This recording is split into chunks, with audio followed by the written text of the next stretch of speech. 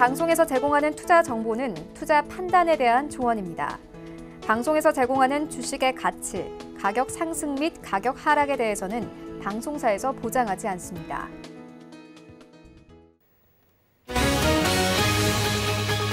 간추린 경제 뉴스입니다. 국제 유가가 오펙 플러스에서 감산 합의가 쉽지 않을 것이라는 우려감으로 이틀 연속 급락했습니다. 뉴욕 상하거래소에서 5월물 WTI 가격은 배럴당 9.4% 떨어진 23.63달러에 거래를 마쳤습니다. 5월물 WTI는 전날 8% 넘게 떨어지며 이번 주 들어서는 폭락세로 돌아선 흐름입니다. 네, 뉴욕 증시 주요 지수는 급등으로 출발했지만 미국산 유가가 장중 크게 떨어지면서 하락 전환하며 마감했습니다. 다우존스 지수는 0.12%, S&P 500 지수는 0.16%, 나스닥 지수는 0.33% 하락하며 거래를 마쳤습니다. 네, 마이크 폼페이오 미국 국무장관이 전 세계 코로나19 대응을 위해 2억 2,500만 달러, 우리 돈으로 2,700억 원 가량을 추가 지원하겠다고 밝혔습니다. 폼페이오 장관이 현지 시간 7일 미국이 이미 64개 국가에 제공한 2억 7,400만 달러 외에 추가로 이 같은 액수를 지원할 것이라고 말했습니다.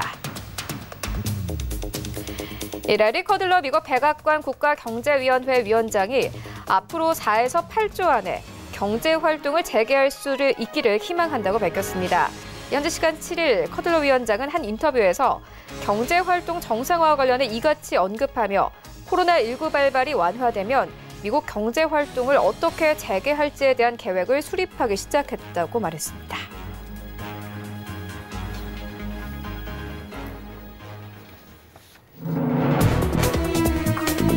네, 시청자 여러분 안녕하십니까. 출발 증시 와이드 1부 시작합니다. 최윤입니다.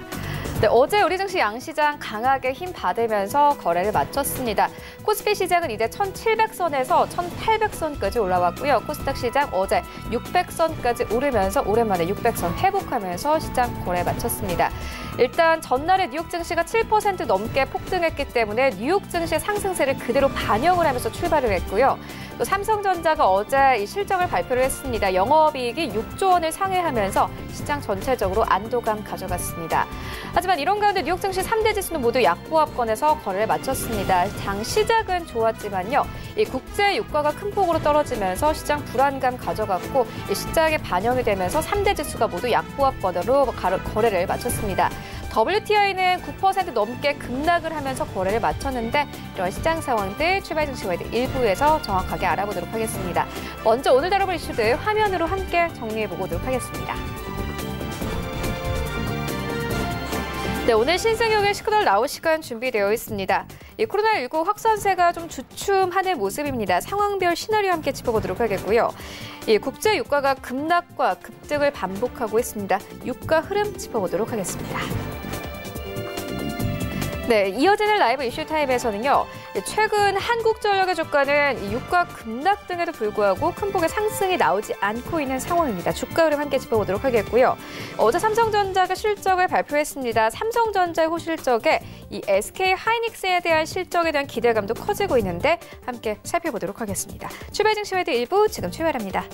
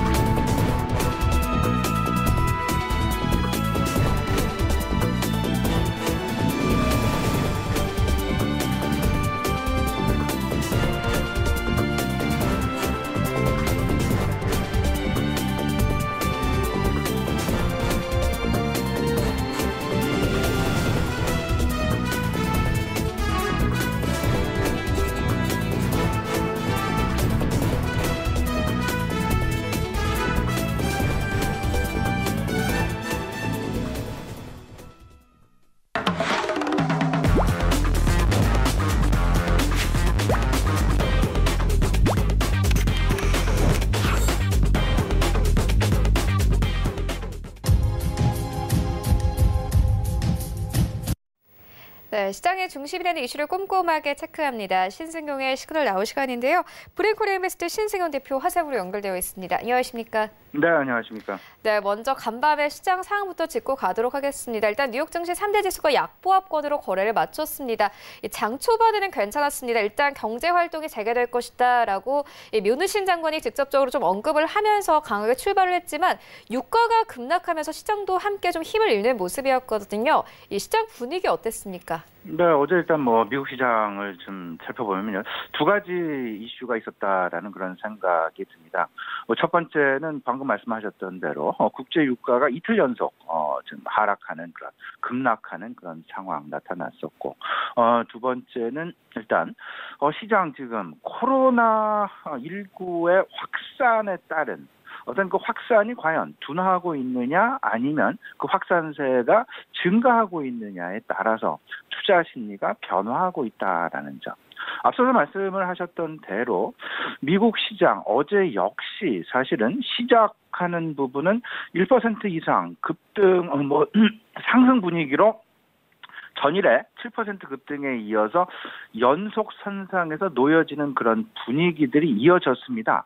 하지만 시간이 점차 지나가고 오후 들어가서 장 마감 시간이 가까워지면서 약보합세로 하락 전환 마감하는 그런 모습이었다라는 점 상당히 유의 깊게 우리가 좀 생각해 봐야 될 만한 것이다라는 말씀 좀 드려봅니다.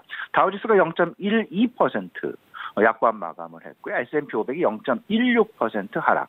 그리고 나스닥 지수가 0.33% 내리면서 마감을 하는 그런 모습들. 결국에는 국제유가 방향성도 방향성일 수 있겠습니다만은 지금 현재 시장에서 가장 주목하고 있는 것은 뭐니 해도 코로나19의 확산세, 이게 증가세냐, 둔화세냐, 이 부분에 따라서 투자 심리가 상당 부분 영향을 많이 받는다라는 점.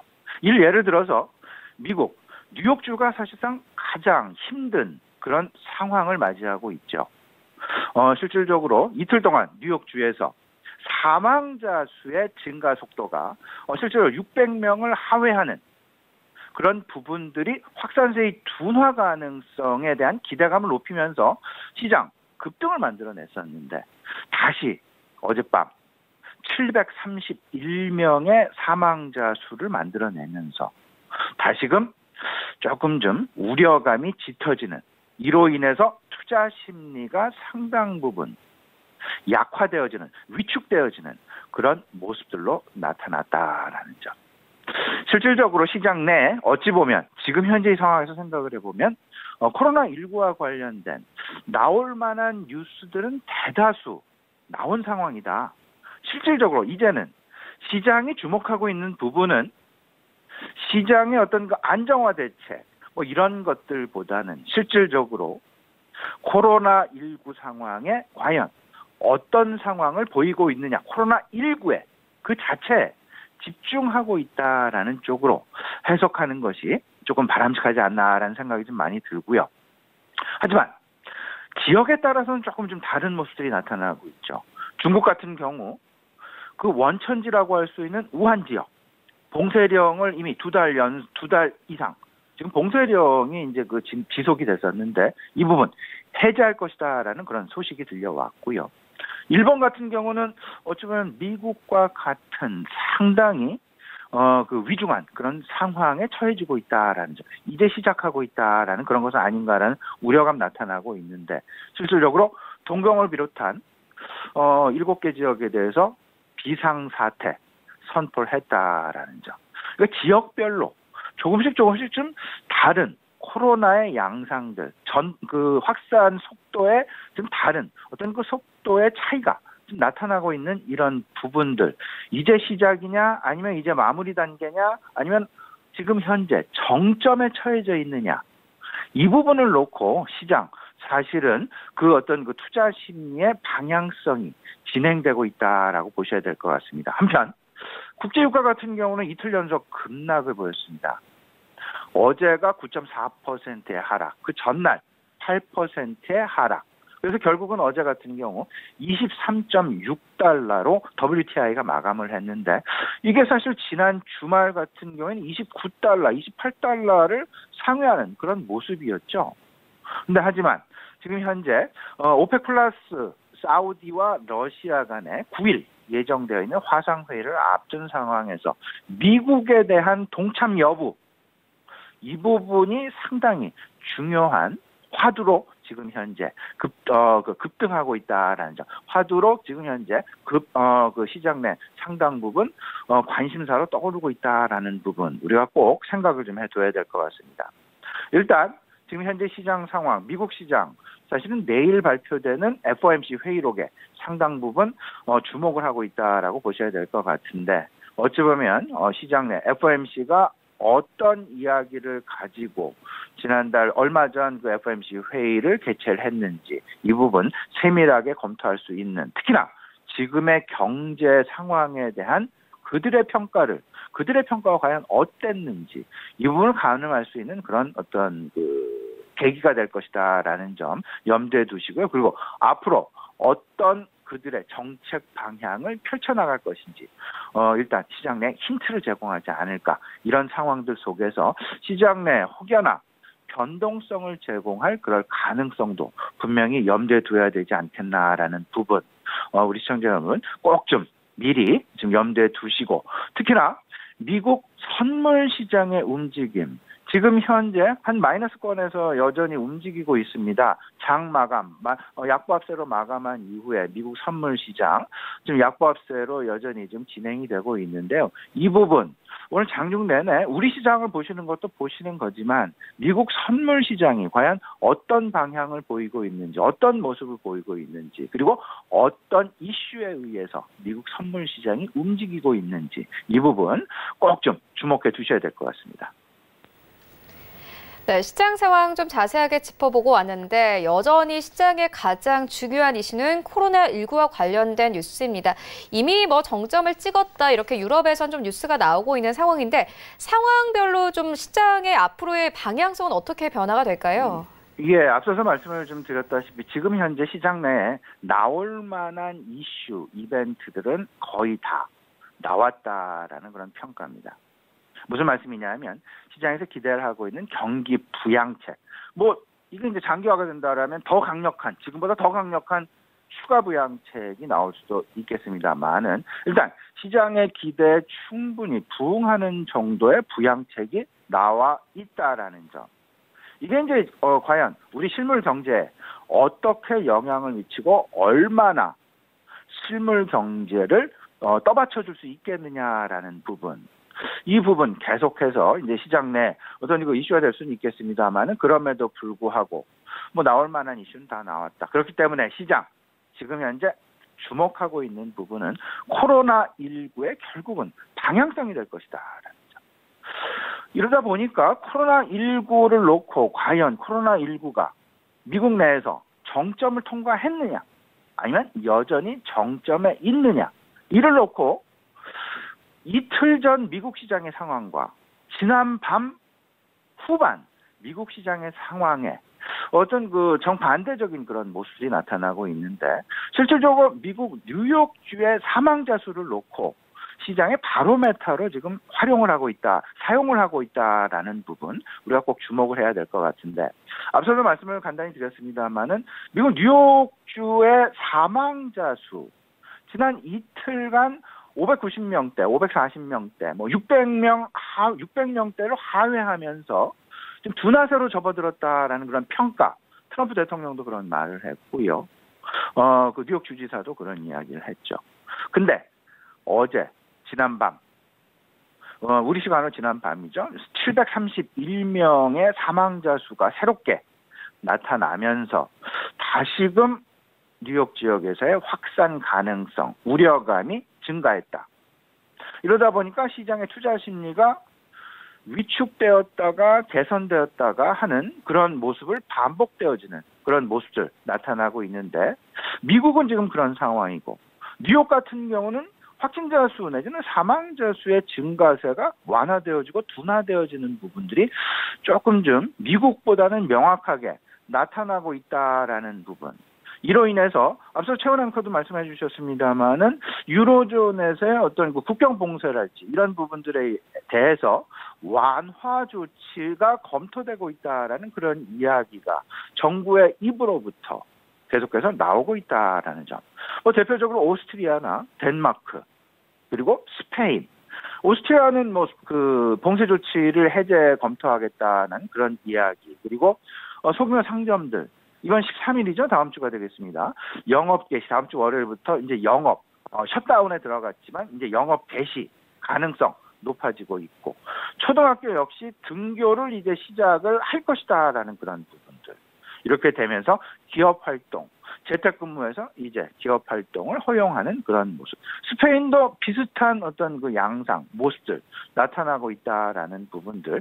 유로존 지역은 확실히 확연하게 지역별로 어떤 그 기업 국경 봉쇄랄지 이동 제한이랄지 코로나19의 완화에 따른 각종 그 제한 조치들이 지금 해제되어지는 그런 분위기. 그만큼 분위기는 유로존이 먼저 좀 되살아나고 있는 그런 분위기다라는 점 분명히 이제 생각을 해볼 필요는 있어 보이는데 JP모건이 최근에 이런 얘기를 했습니다.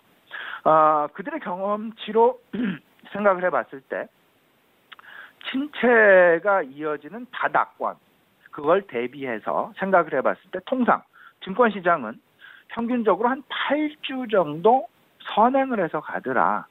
한 2달 정도 선행을 해서 가더라라는 부분. 그렇다면 이제 정점은 조만간 임박을 하지 않겠느냐. 그러면 이 부분을 좀 생각을 해본다라면 현재 시점이 주식 매수를 본격적으로 검토해야 될 그런 시기가 아니겠나라는 어떤 그 전망 자료를 조심스럽게 지금 말을 하고 있다라는 점. 그러면서 이런 부분이죠. 우리가 생각해야 될 부분. 정점의 모습에 대한 시나리오를 우리가 좀 생각을 해봐야 됩니다. 두 가지 시나리오가 지금 그 대두가 되고 있는데요. 첫 번째 시나리오는 뾰족한. 그러니까 정점이 상당히 짧은 기간 동안 벌어지면서 급속하게 둔화 속도가 완화되어지는 그런 모습. 두 번째 시나리오는 고산지대의 어떤 그 개마고원과 같은 그런 평지형 정점 형태. 이 이야기는 정점이 상당히 길어진다는 얘기겠죠. 그 코로나의 완화 속도가 늘어나는 부분이 상당 부분 그 장기간 이어진다라는 이야기로 우리가 지금 해석해 볼 수 있을 것 같은데 첫 번째 시나리오는 조기 수습 시나리오다라고 좀 보여지고요. 두 번째 시나리오는 장기화 시나리오다라고 생각이 되는데 첫 번째 조기 수습 시나리오는 시장 극단적인 패닉 상황에 들어갔다가 소강 국면, 지금이 어찌 보면 소강 국면이다라는 그런 생각이 좀 많이 듭니다. 여기서 코로나19의 그 자체 시장이 지금 집중하고 있는 그런 모습 너무나 확연하게 나타나고 있습니다.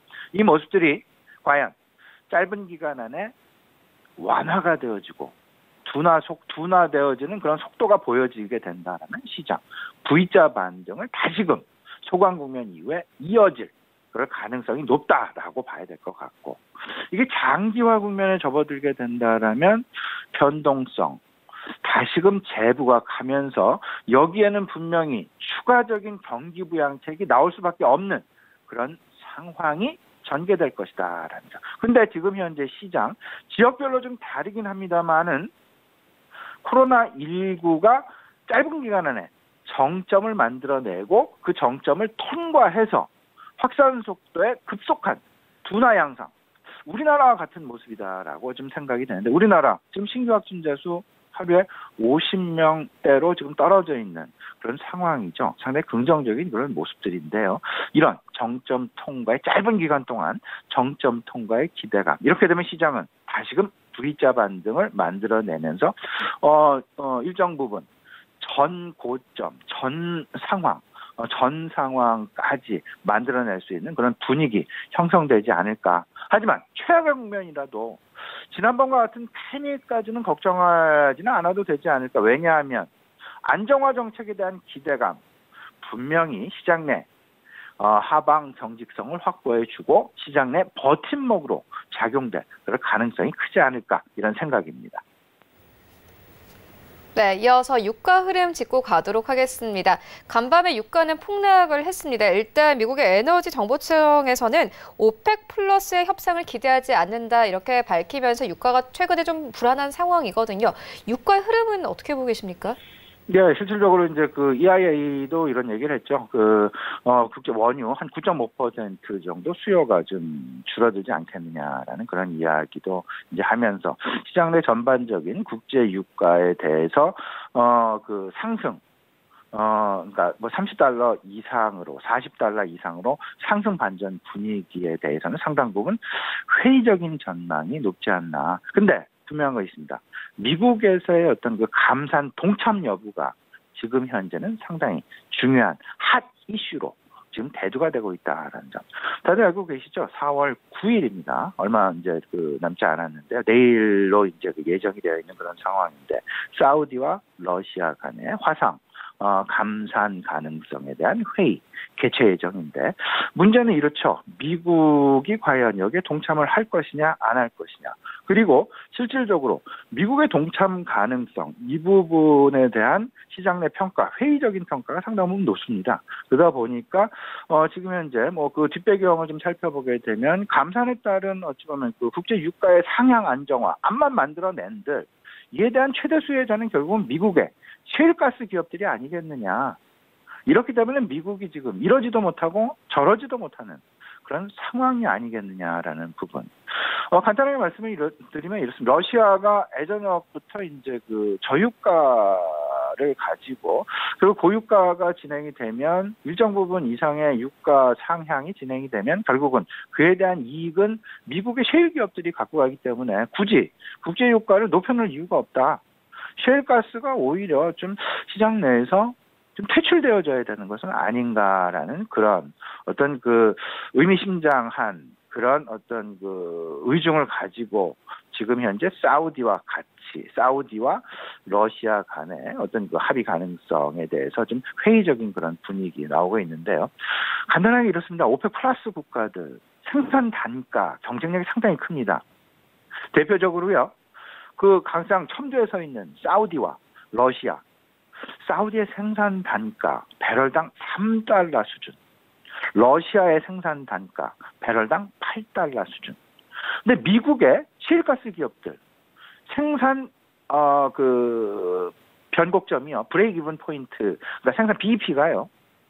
$40에서 $45 수준. 지금 현재 상황 $20 수준으로 계속 간다라면 언젠가는 미국 짧은 기간 안에 셰일가스 기업들 도산에 봉착할 수밖에 없다. 도미노로 셰일 디폴트가 생길 가능성이 상당 부분 높은데 이 부분은 금융업으로 확산될 그럴 가능성. 그렇기 때문에 트럼프 대통령이 직접 나서서 이 부분을 저지하려고 노력을 상당 부분 하고 있는데 그들은 한치의 양보도 하지 않고 있다라는 점. 국제유가가 내려가게 되면 셰일 기업들의 디폴트가 나오게 될 것이고 셰일 기업의 디폴트는 금융권의 손실 내지는 금융권의 자칫 잘못하면 파산까지도 이어질 수 있는 그런 우려감 계속 되어지고 있다라는 점. 근데 오펙 플러스 국가들, 비회원국들의 감산 동참을 상당히 강력하게 촉구를 하고 있습니다. 대표적으로 미국에 대한 감산을 상당 부분 동참 바라고 있는 그런 상황, 직접적으로 요구를 하고 있는 그런 상황인데요. 미국의 입장은 이렇습니다. 기업의 자발적인 의사결정일 뿐이지 미국 정부가 강제할 수 있는 상황이 아니다라면서 동참 가능성에 어떤 그 적극적인 그런 의사를 지금 표현하지 않고 있다라는 점. 근데 이미 다른 나라들, 노르웨이랄지 캐나다랄지 이런 나라들은 동참 가능성 이미 시사해 놓은 그런 상황이지만 미국만 동참 가능성을 시사하지 않고 있습니다. 이러다 보니까 내일 개최될 예정에 있는 사우디와 러시아 간의 화상회의 여기에 대한 그 결과에 대해서 시장의 어떤 그 전망치는 상당 부분 회의적이지 않겠느냐. 그다음에 지금 일단 지금 시장 내 핫 이슈는 미국 기업들, 미국 원유 생산 기업들에 대한 동참 여부가 지금 현재 핫 이슈이기 때문에 지금 어느 누구도 국제유가의 방향성을 담보하진 그 방향성을 섣불리 예측하기는 힘들지 않겠느냐. 이 부분 생각을 해 두시면서 국제유가는 일단 시장에 어떤 그 변동성을 줄 수 있는 그런 요인이다라고 생각하시기보다는 일단은 조금 좀 주변 변수이긴 하지만 시장 내 결정적인 변수로서의 작용 가능성은 제한적이다라고 생각을 하시면서 코로나19 그 자체의 방향성에 좀 집중하실 필요가 있어 보이지 않나 말씀을 좀 드려봅니다. 시간이 좀 많이 흘러가서 제가 투자 전략 간단하게 좀 말씀을 좀 드려보면요. 일단 바이러스 불안감에 대한 둔화, 기대감 여전히 있긴 있습니다. 그렇기 때문에 시장 일단 정점 통과 가능성, 기대감 여전히 시장 내에 잔존하고 있다라는 부분 생각을 해두시면서 그러면서 시장 어떤 그 조기 수습 시나리오냐, 장기화 시나리오냐 이 부분을 놓고 지금 현재 뭐 어떤 상황도 예측하기는 어렵다. 발표되는 코로나 확진자 수 내지는 사망자 수 이 부분에 따른 투자 심리의 위축 또는 투자 심리의 개선 여부. 근데 이에 대한 바로메터는 미국 선물 시장의 움직임이다라는 점. 그 미국 선물 시장의 움직임, 우리 시청자 여러분들 다양한 경로, 다양한 채널을 통해서 확인하실 수 있으리라 생각이 됩니다. 뭐 마켓워치의 선물 채널을 통해서 보셔도 되고요. 항상 뭐 그 선물 시장 지금 현재도 이제 그 진행이 되고 있는데요. 이 부분 꼭 참조하시면서 오늘 시장 대응 일단 그 어떤 그 선물 시장을 보시면서 그리고 중장기적으로는 안정적인 실적 중심의 어떤 그 기업들을 중심으로 한 포트폴리오 구성 전략이 유효해 보인다. 이 부분에는 반도체, 5G 그리고 전기차 자율주행이 지금 포진되어 있는데 특히나 반도체 같은 경우 뭐 어제 삼성전자의 실적도 긍정적으로 나왔고요.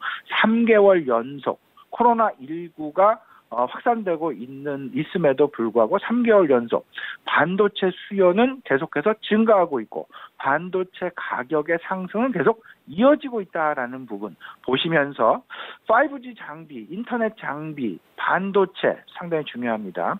이 부분 계속 우리가 눈여겨봐야 되겠다, 관심 가져야 되겠다라는 부분 분명하게 말씀 좀 드립니다.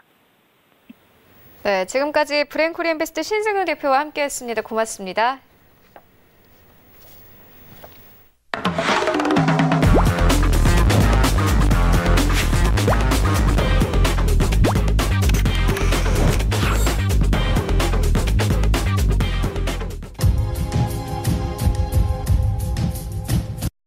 네, 국내 시장 쟁점 함께 분석해 보도록 하겠습니다. 라이브 이슈타임인데요. KTB 투자증권 이세훈 과장 전화 연결되어 있습니다. 안녕하십니까? 네, 안녕하십니까? 네, 먼저 이 시장 상황부터 짚고 가도록 하겠습니다. 최근 유가가 급락했습니다. 이와 관련해서 좀 여러 가지 수혜주에 대한 기대가 나오고 있는데 그럼에도 불구하고 한국전력의 주가는 제자리 걸음하고 있습니다. 이유 어디 있다고 보십니까?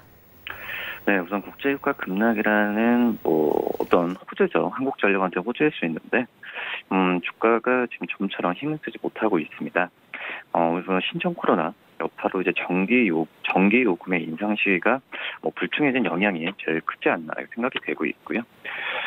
우선 지금 어제 같은 경우에도 한국전력 주가는 종일 보합권에서 등락을 거듭하다가 장 막판에 조금 오르면서 장을 마쳤는데요. 대형주 상당수가 큰 폭 상승한 모습을 비한다면은 좀 아쉬운 그런 결과라고 좀 볼 수 있겠고, 최근 3거래 동안 본다고 하더라도 코스피 지수가 6.3%나 급등하는 사이에 한국전력 주가는 0.7% 오르는 데 지금 그쳤습니다. 최근에 국제 유가 급락은 한국전력 주가에 분명 대응 호재입니다. 통상 유가가 10% 정도 하락하면은 한국전력은 1조 원 이상의 비용 감소 효과를 누릴 수 있다는 것이 전문가들의 분석인데요. 2014년 11월 시작된 유가 급락의 시차를 두고 LNG 가격 하락으로 이어지면서 우선 그 한국전력은 2015년과 2016년 영업이익이 11조에서 12조대의 최대 실적 기록했습니다. 현재 국제유가가 지난해에 비해서 30%가량 떨어져 있다는 점을 감안하면은 한국전력은 약 3조 원 이상의 비용 감소를 기대해 볼 수 있다는 게 계산이 나와주고 있고요. 유가가 떨어지기 시작한 올해 초부터 어떻게 보면 개인 투자자들은 한국전력 주식을 대거 좀 사들인 모습 보여주었습니다. 올 들어서 전날까지 개인들이 순매수한 한국전력 주식은 5,400억 원치에 이른다고 볼 수 있겠는데요. 개별 기업으로는 삼성전자와 SK하이닉스, 또 현대차, SK이노베이션에 이어 순매수 5위고요. 이런 대규모 매수세에도 불구하고 올해 초에 28,500원이었던 한국전력 주가는 최근 19,000원대까지 밀리면서 30% 이상 하락한 상태입니다. 이 한국전력 주가가 2만 원 아래로 떨어진 것은 2011년 8월 이후에 처음이고요. 한국전력 주가의 반목을 잡는 것은 역시 전기요금 인상 시기가 당초 전망보다 늦어질 수 있다는 우려 때문인데요. 우선 국제유가가 급락이 되면서 한국전력의 올해 영업이익은 3조 7천억 정도 기록하면서 크게 개선될 가능성은 분명히 있다라고 좀 볼 수 있겠는데, 하지만 이 코로나19 사태의 장기화 가능성을 반영한다면 이 전기요금 인상 시기를 내년 초로 늦추고 인상폭도 2.5%로 0.8포인트 최근보다도 하향 조정하는 그런 부분입니다. 우선 경기 침체 우려가 커지면서 전기료 인상을 추진하기가 좀 어려운 상황이고요. 특별 재난지역 소상공인에 대한 전기요금 감면과 또 저소득층 납부 유예 정책이 실시될 것으로 보이면서 최근 크게 부각되고 있던 전기요금 개편 기대감은 그만큼 약해질 가능성이 크지 않을까라고 좀 판단되고 있습니다. 네, 일단 한국전력의 경우에는 유가 급락과 함께 좀 실적에 대한 기대감을 가져볼 만하다 이렇게 짚어주는데, 반면에 투자은행 같은 경우에는 첫 역성장 전망이 제기되고 있습니다. 시장 영향은 어떻습니까? 네, 우선 대형 증권사들의 몇 년 동안에 최근 가장 주 수익원이 IB 사업부라고 볼 수 있겠는데요. 최근에 이 전망이 좋지가 않습니다. 우선 마이너스가 수익 전망치에 등장할 가능성이 크다라는 의견이 나와주고 있는데, 역성장 전망도 제기되는 상황이고요. 이 코로나19로 인한 영업 올스톱, 그렇죠? 영업이 거의 대면하지 않은 상태에서 영업이 올스톱 영향에 남는 어떻게 보면은 이 수익에 대한 우려감이 점점 커진다라고 볼 수 있겠고요. 이 대형 증권사들의 수년간 집중해왔던 이제 프로젝트, 부동산 프로젝트 PF라고 할 수 있는데, 이 PF 같은 대체 투자와 또 이제 기업 공개, IPO는 물론 이 보유 주식 및 채권 부분에서의 종합 손실이 불가피할 것이란 얘기가 들려오고 있습니다. 올해 1분기 IPO 시장 공모 금액은 3,172억으로 작년 동기 대비로 약 60.2% 감소했는데요. 상장을 추진하던 많은 기업이 이 IPO 일정을 철회하거나 연기한 데 따른 것으로 이 코로나19 확산의 적절한 기업 가치를 인정받기 힘들 것으로 이 기업들 많이 판단하고 있지 않았나 생각이 되고 있고요. 실제 3월에 상장 예정이었던 이 도브메타파마, 또 LS EV 코리아 같은 이 다른 이 IPO 공모 일정을 각 공모를 계획했던 기업들의 일정을 좀 미룬 상태고요. 이 밖에 5곳의 기업이 상장 철회 또는 연기를 결정한 것으로 나타났습니다.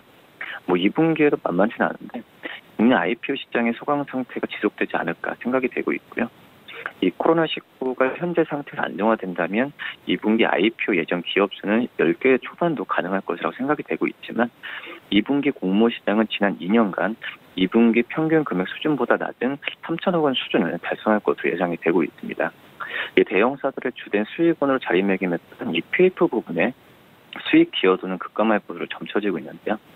이 정부의 부동산 정책 강화로 시장이 크게 위축되면서 이 신규 딜이 자치를 감춘 영향이 크지 않을까 생각이 되고 있고, 그럼 적극적 해외 투자, 특히 제 글로벌 호텔에 대한 투자 비중이 높은 회사의 경우에는 이 손익 감소 가능성이 높다라는 분석입니다. 이 코로나 이슈로 어떤 신규 해외 투자 딜이 연기되고 있을 뿐 아니라 기존 투자권에 대한 회수 또한 연기되고 있어서 예상 순이익이 눈높이를 낮출 수밖에 없는 상황이지 않나 판단이 되고 있고요.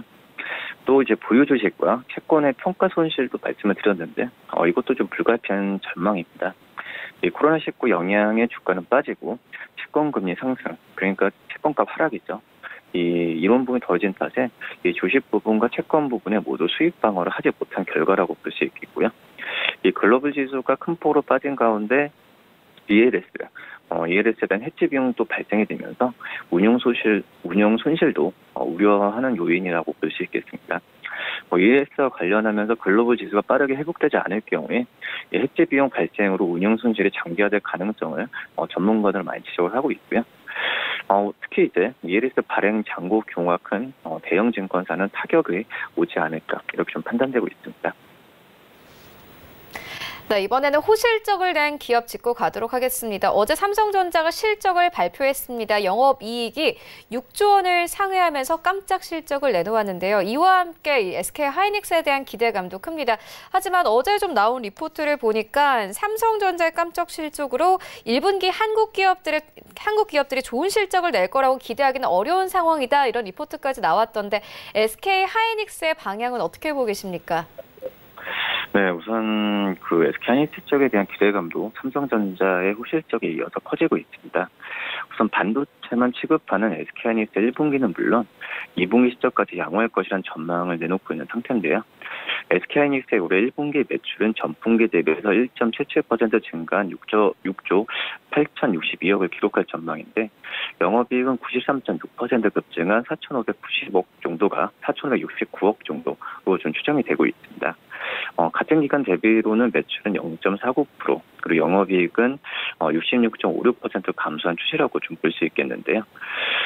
하지만은 지금 현재 봤을 때도 우선 지금 시장에서는 긍정적인 요소가 SK하이닉스는 더 많다라고 좀 평가가 좀 좋아지고 있습니다. 메모리 반도체 수요와 가격이 다 플러스 우상향 방향으로 가고 있고요. 1분기에도 데이터 센터 기업들의 DRAM 수요가 탄탄할 것으로 좀 보여지고 있는데 가격도 상승할 것으로 좀 보여지고 있습니다. 특히 이제 평균 판매 단가 ASP 같은 경우에는 DRAM의 경우에는 3%, 랜드 같은 경우는 8% 높았을 것이란 추산이 나오고 있고요. 우선 메모리 반도체 업계에 로 봤을 때도 이 코로나 영향은 미미한 수준으로 좀 파악이 되고 있고요. 특히 SK하이닉스는 중국 장쑤성 우시에 위치해 공장이 위치해 있는데 우선 정상 가동 중이고요. 이 단기 소재와 또 장비 수급에도 문제는 없다라는 판단입니다. 2분기에도 이런 흐름은 좋아질 것으로 판단이 되고 있는데 우선 평균 판매 가격이 더 오를 가능성이 커지고 있고요. 이 고객사들의 주문 증가에 따른 수요가 개선될 것으로 예상되고 있습니다. 우선 2분기 SK하이닉스의 매출과 영업이익은 8조 4천억, 1조 8천억으로 1분기보다 늘어날 것으로 관측이 되고 있고, 최근에 지금 완료 단계 있죠. 2분기 거래 가격 협상에서 서버 드램 30% 이상, 또 PC 드램 10% 중후반, 또 모바일 드램은 한 자릿수의 가격 인상이 발생하면서 2분기 드램 평균 판매 가격이 10% 중반 가량 상승할 전망이라고 좀 판단이 됩니다. 2분기 같은 경우에는 인터넷 데이터 센터 고객들의 서버 드램과 또 기업용 솔리드 스테이트 드라이브의 주문이 역적으로 늘어나면서 수요가 개선될 가능성이 크다라고 볼 수 있겠고, 이에 출하량 증가로 반도체 재고도 추가적으로 감소할 가능성이 크다라고 볼 수 있습니다. 하지만 이제 문제가 이제 3분기부터인데 1, 2분기에 반영되지 않았던 코로나19 악영향이 발생할 가능성은 좀 있지 않을까 판단이 되고 있고요.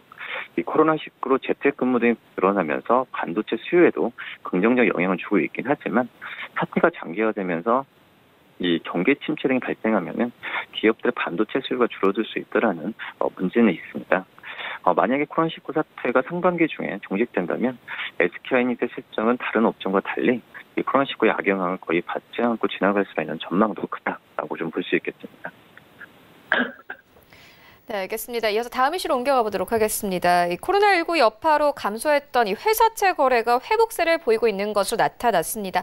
투자 심리 계속해서 살아날 수 있을까요? 네, 우선 지금 금융투자협회에 따르면은 4월 첫째 주에 회사채 거래 대금은 총 3조 1,397억을 기록하면서 전주에 2조 50억보다도 57%가량 증가했습니다. 3월의 첫째 주가 3조 5,364억이 나왔었는데 이후에 지금 4주 만에 가장 큰 규모고요. 주간 거래 대금이 전주 대비해서 증가한 것은 어떤 6주 만이라고 좀 볼 수 있겠습니다. 일평균 거래 대금으로 환산하면은 4월 첫 주 거래 대금은 하루에 6조 279억으로 3월의 하루 평균 거래 대금인 5조 861억을 넘어섰고요. 다만 작년에 일평균 거래 대금이 7,002억이었 이연 상태 본다면 올해 1월에는 작년에 일평균 거래 대금이 7,002억 원이었는데 올해 1월에는 7,670억, 2월에는 9,650억 정도 거래하면은 아직 유통시장에 충분히 제자리를 찾았다고 평가하기는 쉽지 않다라고 좀 판단이 되고 있고요. 이 회사채 유통시장에서의 거래량은 이 기업들의 자금 조달에 직결되지 않지만 기업의 자금 조달 창구 역할을 하는 발행시장과는 밀접한 관련이 있는 건 사실입니다. 그렇기 때문에 채권 가치가 하락하고 거래가 감소하면은 일반적으로 발행시장에서도 높은 금리에 채권이 발행되면서 발행 조건도 불리해지는 부분은 맞다라고 볼 수 있겠고요. 이 회사채 거래 대금이 증가세로 돌아서면서 이 코로나19 확산 여파로 오히려 지금 투자 심리는 회복세에 더 회복세에 접어들지 부분은 계속 관심을 가져야 되지 않을까 이렇게 판단되고 있고요. 마지막으로 그 회사채 발행 지원과 또 한국은행 대출 프로그램이 시행되면은 이 4월과 5월 달에 10조 이상의 대규모 회사채 만기에 대비해 우량 기업들이 싱글 채권 발행에 나서는데 그러면은 회사채 시장 유동성 경색 문제가 해소될 가능성도 좀 있다라고 좀 마무리할 수 있겠습니다. 네, 지금까지 KTB 투자증권 이성훈 과장과 함께했습니다. 고맙습니다. 네, 감사합니다. 네, 1부는 여기서 모두 마치도록 하겠고요. 잠시 후 2부에서는 전문가들과 함께하는 종목 라이브쇼 라이브 매매타임이 이어집니다. 여기에 더해서 오늘 장에서 이슈몰이라고 있는 특징주까지 꼼꼼하게 살펴봐 드리겠습니다. 채널 고정해 주시고요. 저희는 잠시 후 2부로 다시 찾아오도록 하겠습니다.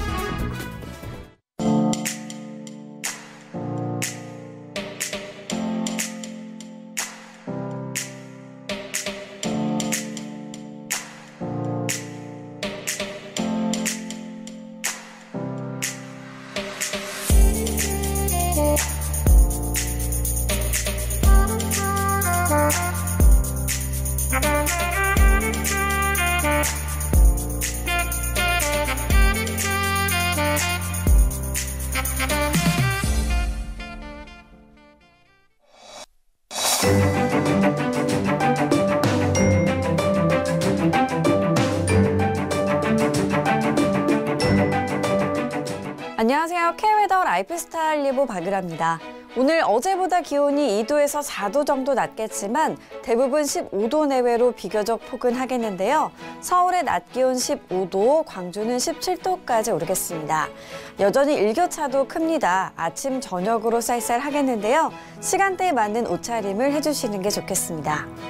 한편 전국 많은 지역으로 수일째 건조특보가 이어지고 있습니다. 특히 오늘 오전까지 서해와 남해안으로 바람이 강하게 불겠고 그 밖에 내륙에도 약간 강하게 부는 곳이 있겠는데요. 화재 사고에 유의하셔야겠습니다. 대기질은 보통 단계로 양호하겠습니다. 다만 경상도의 경우 오전에 나쁨 단계까지 오를 때가 있겠습니다. 현재 하늘 모습입니다. 대체로 맑지만 강원 동해안으로 비가 오고 있는데요. 곧 그칠 것으로 보입니다. 오늘은 중국 북동지방에서 확장하는 고기압의 영향을 받겠습니다. 다음은 자세한 지역별 날씨입니다. 중부지방 맑고 일교차가 크겠습니다. 아침 기온 서울 4도, 춘천 2도까지 떨어져 있지만 낮에는 15도 선까지 오르겠습니다. 동해안 점차 하늘이 맑아지겠습니다.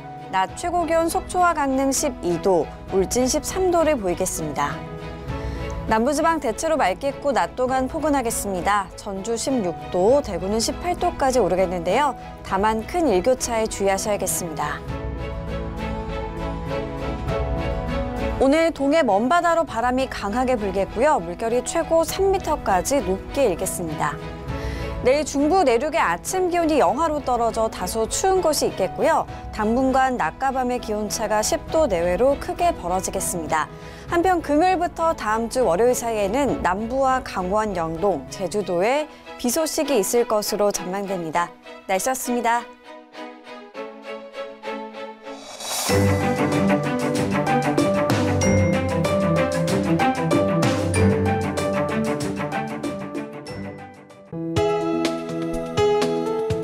방송에서 제공하는 투자 정보는 투자 판단에 대한 조언입니다. 방송에서 제공하는 주식의 가치, 가격 상승 및 가격 하락에 대해서는 방송사에서 보장하지 않습니다.